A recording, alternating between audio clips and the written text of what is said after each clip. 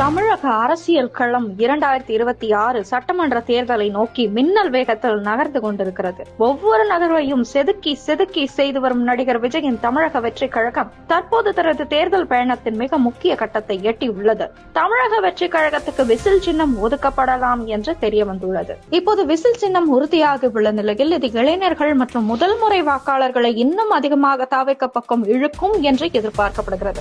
Whistle சின்னம் ஒதுக்கப்பட்டால் அதை எப்படி பயன்படுத்த வேண்டும் என்பதற்கான ஒரு ரகசிய ப்ளூ பிரிண்டையும் தாவேக தயாரித்துள்ளது. கட்சியின் கொடி கலரில், அதாவது சிவப்பு மஞ்சள் உள்ள கொடி கலரில் லட்சக்கணக்கான விசில்களை தயாரித்து தமிழகம் முழுவதும் உள்ள இளைஞர்களுக்கு விநியோகிக்க திட்டம் உள்ளது. தேர்தல் பிரச்சார கூட்டங்களுக்கு விஜய் வரும்போது ஒட்டுமொத்த தொண்டர்களும் ஒரே நேரத்தில் விசில் அடித்து வரவேற்பு கொடுப்பது போன்ற பிரம்மாண்ட காட்சிகளை அமைக்க திட்டமிட்டுள்ளனர். இது எதிர்கட்சிகளின் கவனத்தை திசை திருப்பி ஊடகங்களின் கவனத்தை மொத்தமாக தாவேக பக்கம் திருப்பும்.